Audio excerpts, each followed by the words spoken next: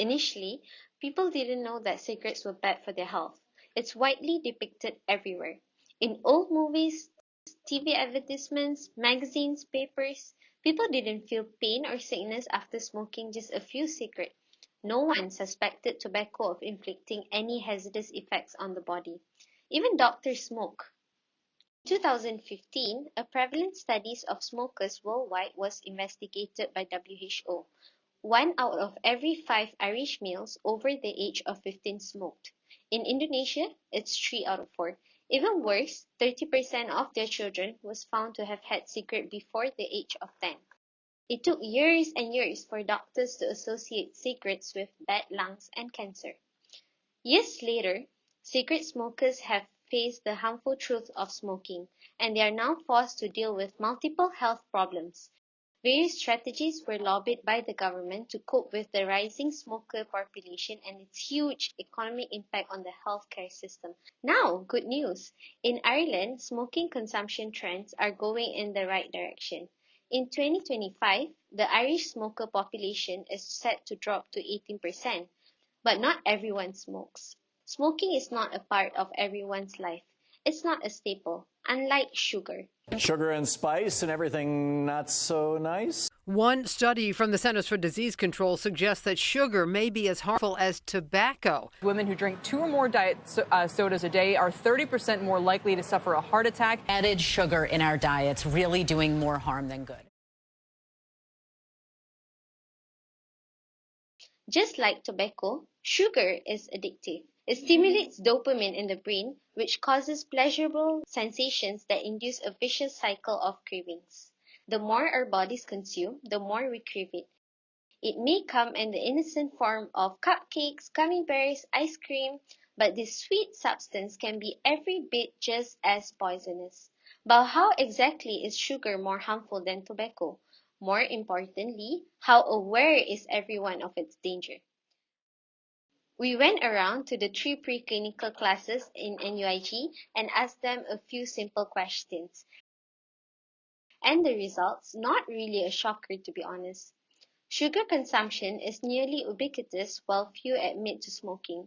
Majority agreed that tobacco is still more harmful. When you comparing this to this, clearly the former looks more appealing. While the trends in tobacco consumption may be improving, it is sadly not the same story for our nation's love of sweet things. In Ireland, the average person consumes 4 times the suggested amount on a daily basis. That is a whopping 24 teaspoons of sugar per day. This puts Ireland 4th on the worldwide sugar consumption list. Ireland at the moment are currently on the road to being the fattest country in Europe by 2030, with a shocking 38% of the population predicted to be obese. The Institute for Health Metrics and Evaluations in the state suggests that there are now 2.1 billion obese people across the planet. That is to say, twice as many obese people as there are smokers.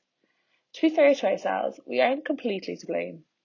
Whereas it is easy to prevent a cigarette and nicotine, it's hard to avoid sugar because it's everywhere.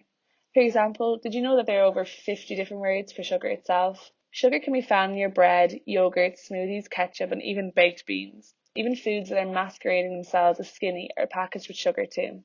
Avoiding sugar is difficult, and it all boils down to how the sugar industry manipulates the society.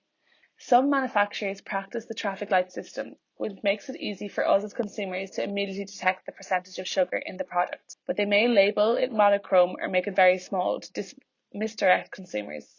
And then we have hypocritical companies like Coca-Cola and Pepsi with their campaigns despite the staggering amount of sugars in their beverages. In more extreme cases, we have a sugar industry manipulating research. Association of sugar with heart disease and weight gain was ignored and discredited. The sugar industry shifted the blame to fat. I need to lose weight, and the most important thing is for me to cut out fat. Yep, that's what the sugar industry wants you to think. In 1977, US Congress made it a policy to recommend a low-fat diet. Ever since then, incidence of obesity has tripled. Why? Because all the low-fat products will taste too bland, so manufacturers put piles of sugar and sweeteners into it to make it more marketable. So what exactly are governments doing to stop this epidemic? On May the 1st this year, Ireland introduced a tax on sugar-sweetened drinks as a means to target the sugar problem. Mexico brought in a tax of 10% on sugary drinks in January 2011. In France, a higher price model was implemented with 72 cents per litre tax on sugary drinks. But is that sugar tax that effective? Not so much. In Mexico, sale and consumption actually rose by 6.4% in 2014. In France, sales increased by 4.2%, even more than the year before the tax was implemented. Why is this the case? If you're craving or if you're addicted to the sugary foods, you'll still will continue doing what you're doing. There's a lot of frenzy buying. There's a lot of looking at celebrations with sugary treats rather than healthy options. So, with all of this evidence condemning the sugar tax, why has our government decided to implement it? Studies show that consumption of sugary drinks is much higher in lower socioeconomic and educational groups. Getting the less well-off in society to shoulder the burden doesn't seem quite right. Is this just a token move in the fight against obesity while continuing to increase taxes on the lower socioeconomic groups? WHO have set out to halt the progress of obesity and diabetes by 2025. With the rate of increase in the world right now and what seems like no ammunition in this war, this is a very ambitious target. Stricter regulations from the government may slow the increasing epidemic, just like how it managed to address the rampant tobacco industry manipulation back in the days. But more importantly, education is the key to reducing sugar consumption.